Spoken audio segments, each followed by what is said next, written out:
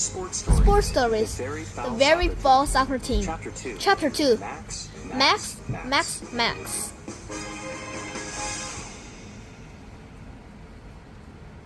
On game day, Jonathan couldn't wait to play.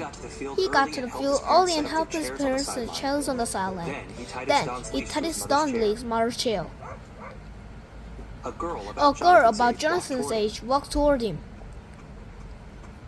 He'd seen her in school, but he never talked to her. She was beautiful, with long dark hair, blue eyes. She stopped like in front of Jonathan and said, "What a cutie!"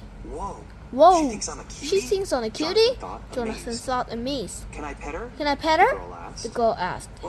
Oh, she thinks our dog is a cutie.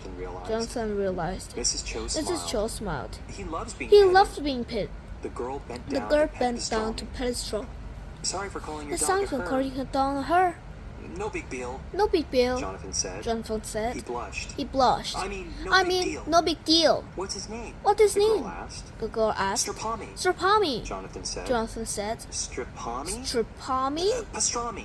Pastrami, Jonathan corrected it, watching more. Boys! Coach Wadenbarden poked his. You better go to your coach, boys, Mrs. Cho said. Jonathan looked at his mother and told her. Had she really just called him joining me from his score? The beautiful girl flashed an amused smile. Johnny boy? It's Jonathan, he said quickly. What's your name? Marissa, he said. Nice to meet you. Me too. I mean you too. I'd better go get it. I better get going. Jonathan ran towards his coach before making it even worse. Ack, he thought with embarrassment. That was so awkward. The rest of the team was already heard about Coach Barger. I'm glad everyone's here today, the coach said. With his brow first as usual, he certainly didn't look glad. That means we have two extra players to use his substance. Max will play the entire game because he's the best player in the league. He'll be our only fool. Jonathan frowned. He'd never been on the team before he's won forward. And he'd never been on his head as his team alone. He tried to be catcher or size, but Collis is listening to Coach Barger. Make sure to pass the ball in Max, the coach went on. What if it's not open? Aaron asked. I'll be open. Max sounded smart. Max is the best player in the world, the coach repeated. Jonathan was trying to encourage him. Carlos, you're playing left midfield, the coach said. Carlos nodded. That was his usual. Jonathan choked. Center field. But I always play forward, Jonathan said. No arguing, the coach snapped. He assigned the remaining positions before telling teams running water. Then get on the field and win! Jonathan ran back to his first to get a water ball. Marissa was still there, petting his nose. How's it going? Mrs. Cho asked. Jonathan groaned. This is going to be the worst soccer team ever, she said. Our awful coach only cares about this son Max. And Max's ego is bigger than World Cup Stadium. Marissa gave Jonathan a stone look. Then she leaped to her feet and hurried away. Jonathan blinked in surprise as she sat down on a chair near a woman who was talking to Coach Barger. I think you just insulted Marissa's father, better Joy, Mrs. Cho said softly. Jonathan's dad frowned. You need to respect your coach during tells John. Sorry, Jonathan mumbled. He knew he should apologize to Marissa too. But he hadn't even been able to tell her his dog's name without stumbling over words. Anyway, there was nothing he can do now. The game was about to start. Jonathan joined his teams on the field. They faced the Grey Wolves, who had a much cooler name and Team Wadenbarger. The referee blew the whistle. Game on!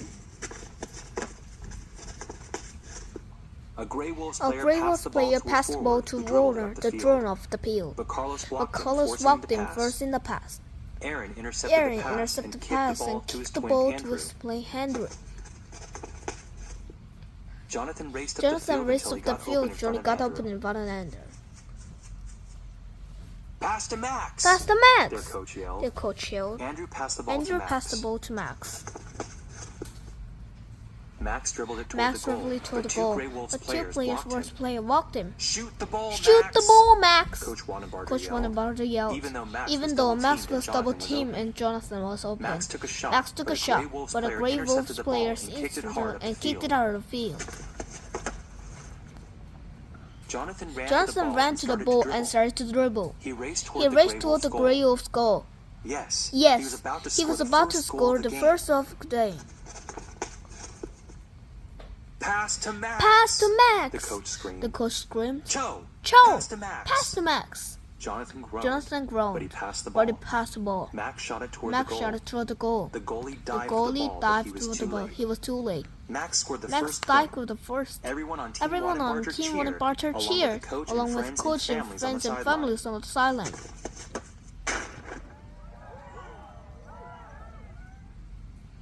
Max and Jonathan gave each other high fives and ran to the leading field and the kickoff. Jonathan hadn't scored the point, but at least he assisted with the first score. After the kickoff, the Grey Wolves passed the ball from one player to the next until the ball was near the goal. But the Wannenbarger defense walked the ball. He got it to Aaron. He was halfway to the field.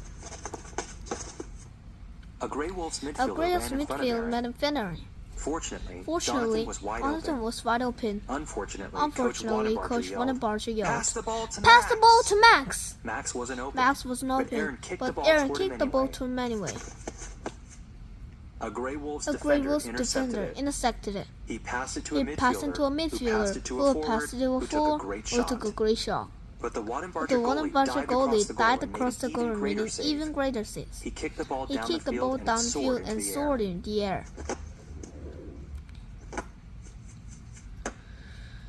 A Wannenbarger defender jumped up and headed the ball Jonathan.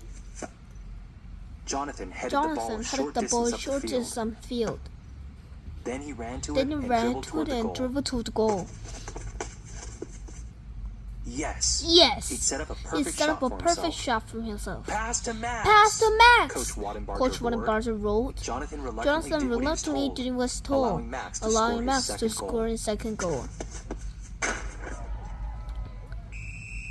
The whistle blew for halftime. The score was 2-0, with Team Wannenbarger. Jonathan's teammates, including Carlos, chanted, Max! Max! Jonathan bent down and adjusted his shin guards and noticed his silence. The chanting was loud and annoying. At least it seemed that way to him.